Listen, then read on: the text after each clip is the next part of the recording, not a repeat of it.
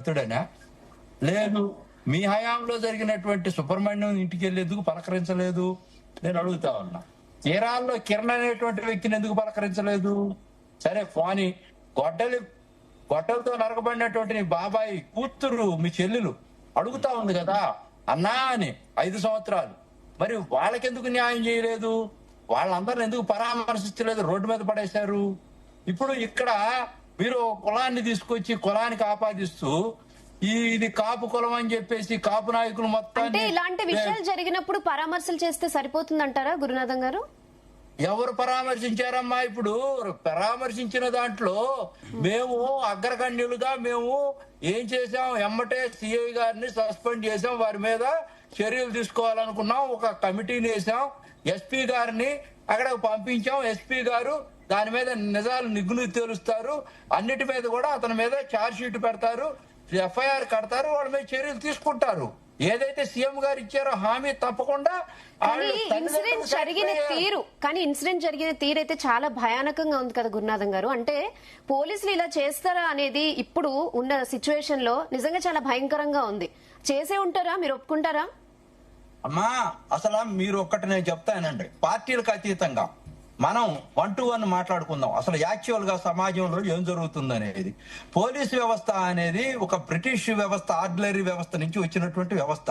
దాన్ని సంస్కరింపబడుతున్నటువంటి నేపథ్యంలో ఎక్కడెక్కడ ప్రధానమైనటువంటి రాజకీయ పార్టీలన్నీ కూడా ఇక్కడ ఇప్పుడు కాపులు అనుకోండి, అంటే కాపులు అనేటువంటి ప్రధానమైనటువంటి అంశాన్ని ఒక ముందుకు తీసుకొచ్చి బుల్డోజ్ చేసి రాజకీయాల్లో కొంతమంది ప్రవేశించిన తర్వాత వాళ్ళ కులాలని ఓట్ల రూపంలో మార్చుకోవడం కోసం వాళ్ళు తప్పు చేసి వస్తే వాళ్ళని మనం సపోర్ట్ చేస్తూ ఉంటే ఈ సమాజంలో ఇటువంటి వ్యక్తులు, అరాచకాలు, దుర్మార్గాలు పెరక్క ఏమవుతాయమ్మా?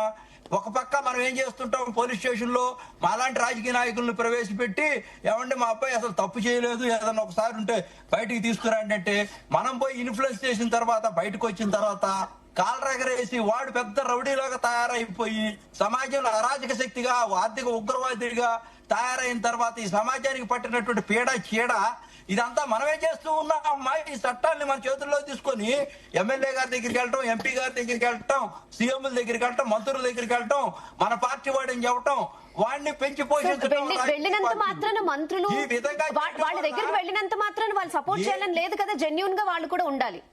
డెఫినెట్ గా మీరు చెప్పింది వేరే వర్షన్ యాక్చువల్లీ కాదమ్మా. జగన్ పార్టీ వాళ్ళు ఈ విధంగా వాళ్ళ సంస్కృతి సాంప్రదాయాలు ఆ పార్టీలో 5 సంవత్సరాలు ఉన్నప్పుడు ఇవన్నీ కూడా తయారు చేసి వదిలేస్తే మన తెలంగాణలో మీరు చేశారని గురునాథం గారు మీరు చేశారని వాళ్ళు చేసిన చరిత్ర మీరు చెప్పుకోవడం తప్పితే అసలు ఇక్కడ నష్టం జరుగుతుంది. గురునాథం గారు ఒక్కసారి నా క్వశ్చన్ వినాలి మీరు. ఇక్కడ నష్టం జరుగుతుంది, వ్యవస్థ మీద ప్రజలకు నమ్మకం పోవడం, అది కదా ప్రధాన సమస్య. ఇప్పుడు జరిగినటువంటి వ్యవహారానికి సంబంధించి ఒక పోలీస్ అధికారి రక్షించాల్సినటువంటి వ్యక్తి మీదే అతనే హత్య చేసి కాల్ చేసి చివరికి బూడిద కూడా మిగల్చకుండా చేశాడు అనేటటువంటి ఆరోపణలు రావడం వ్యవస్థకి, రాష్ట్రానికి, రాష్ట్ర ప్రభుత్వానికి సిగ్గుచేటు కదా. ఇంకొకటి జగన్ హయాంలో జరిగింది అంటున్నారు. జరిగింది కాబట్టి వాళ్ళు పక్కన కూర్చోబెట్టారు, మిమ్మల్ని తీసుకొచ్చారు. సో మీ హయాంలో ఏం జరుగుతుంది? మీ హయాంలో ఏం జరుగుతుంది ఇప్పుడు? అదే కదా మీరు ఏమి చెప్తున్నారు? అభియోగాలు అన్నారు మేడం, చెప్పండి. అభియోగాలు అన్నారు. ఇక్కడ అభియోగాలు కను నిర్ధారించేదానికి తేడా ఉంది. అభియోగాలు ఎప్పుడు నిర్ధారణ అవుతాయి? ఫోరెన్సిక్ ల్యాబ్కు పోయినప్పుడు, అవశేషాలు దొరికినప్పుడు, ఆ తర్వాత దీని మీద ఒక కమిటీ చేసి నిజ నిర్ధారణ జరిగినప్పుడు overnight we cannot build the Rome city. రాత్రి మనం మీరు ప్రస్తావించిన మీరు వైసీపీ అధికారంలో వైసీపీ అధికారంలో ఈ ఘటన జరిగాయని ఇప్పుడే మీరు ప్రస్తావించారు. వైసీపీ అధికారంలో ఉన్నప్పుడు ఈ ఘటన జరిగాయని మీరు కొన్ని ప్రస్తావించారు. ఆ సమయంలో కూడా ఇలాగే రెస్పాండ్ అయ్యారా? ఫోరెన్సిక్ ల్యాబ్ కి వెళ్ళి పూర్తి స్థాయి ఆధారాలు వచ్చేంత వరకు తెలుగుదేశం పార్టీ రాజకీయం చేయకుండా ఉందా గతంలో జరిగిన వ్యవహారాలకు సంబంధించి? అది కనుక జరిగి ఉంటే, ఇఫ్ ఇట్ ఈస్ హ్యాపెన్స్ జరిగి ఉంటే తప్పకుండా మా ప్రభుత్వం మీరు అదే మిమ్మల్ని ఇప్పుడు అడిగేది అదే. వైసీపీ హయాంలో కూడా మీరు ఫోరెన్సిక్ రిపోర్ట్ వచ్చే వరకు వెయిట్ చేశారా? అసలు క్వశ్చన్ చేయలేదా? మీరు ప్రతిపక్షంలో ఉన్నప్పుడు వాళ్ళని క్వశ్చన్ చేశారు కదా. బీహార్ పాలన జరుగుతుంది అన్నారు కదా, అన్నారా? మేడం వైసీపీ వచ్చేదాకా కాదు మేము చేసింది. మీకు ఇంటర్నల్ గా ప్రభుత్వంలో జరుగుతున్నటువంటి అంశాలు 1 నెల రోజుల నుంచి జరుగుతా ఉన్నాయి. దీని మీద రిపోర్ట్ అన్ని కూడా ప్రభుత్వం ఎప్పుడు కూడా నిర్ధారణకు రాకుండా బయట పెట్టదు. ఆల్ ఆఫ్ సడన్ వీళ్ళు మధ్యలో క్యాచ్ చేసి దాన్ని యాగి చేయటం వల్ల ఇక మేము పబ్లిక్ వచ్చి దీన్ని చర్చ పెట్టడం వల్ల దీని మీద మేము స్పందించాల్సి వచ్చినటువంటి పరిస్థితి వచ్చింది. Okay. ఇంటర్నల్ గా దీనికి పార్టీకి తెలుసు కానీ ఏం చేస్తున్నారంటే దాని మీద చర్యలు తీసుకోవడం కోసం అన్ని విధాల అన్ని ఇంటెలిజెన్సీ రిపోర్ట్స్ తెప్పించుకుంటా ఉన్నారు.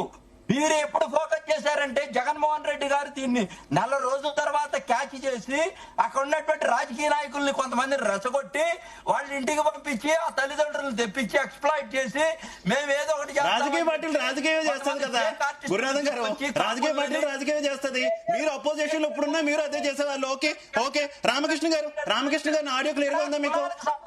సార్ సాయి కృష్ణకి అన్యాయం కరెక్ట్, సాయి కృష్ణకి అన్యాయం జరిగింది ఇఫ్ ఇట్ ఈస్ హ్యాపెన్.